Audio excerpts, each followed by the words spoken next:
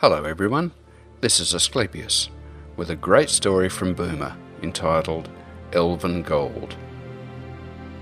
Background music, Time Traveller by Smart Sound. The tall, yellowing grass waved in the breeze, occasionally mimicking the waves on the ocean. With the setting sun at his back, Sebastian crouched low and carefully crested the hill. One of the many elk was prancing nearby and momentarily startled him. The contents of the overturned wagon was strewn along the road below him. An open crate of weapons enticed him the most, but seeing the several elven guards that were alert and on patrol reminded him about the dangers of this venture. Each guard's movements were very predictable. After careful observation, Sebastian saw a window of opportunity that would give him just enough time to sneak closer, make a quick dash, grab a weapon or two, and hightail it back to cover. His escape would be aided by his speed, the dark before moonrise, and alchemist Julia's stealth potion. The plan would have worked admirably had he not dropped a shield while his hands were encumbered with a stolen sword. The clatter drew the attention of every elf in the vicinity. He was partially back up the hill before he noticed that the elf guarding the road between him and the river had abandoned his post and was running to the wagon. With all the speed he could muster, Sebastian dodged to the left and ran for the river.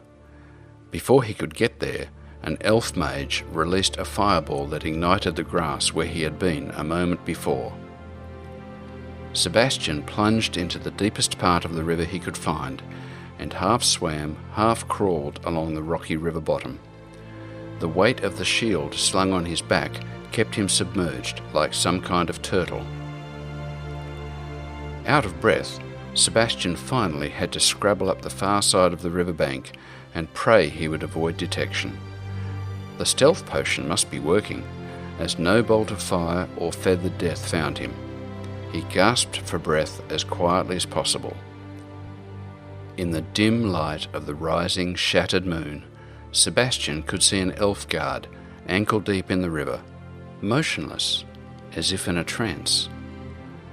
Sebastian crept silently closer, alert for any response. He knew elves were not very smart, but this stillness was ridiculous. Did water immobilize them? Sebastian got closer. No response. Gripping his sword, he thrust it through the hapless elf, then again twice more, before the elf fell silently into the water. The elf's last gesture almost tore out Sebastian's heart. It raised its hand in a strange, pleading manner before expiring into the river. The elf had indeed carried gold, over 100 gold pieces. He had also carried an additional sword. Sebastian was now a warrior, equipped with shield, sword, and enough gold to buy armour. He also had the newfound knowledge of a weakness in elves that he could exploit. Echoes from the Caverns is brought to you by Lord Baldrith, Asclepius, and Sir Style Teckle. Do you have a piece that you'd like us to read? Please contact us at lordbaldrith@thecaverns.net, Asclepius@thecaverns.net, or style@thecaverns.net.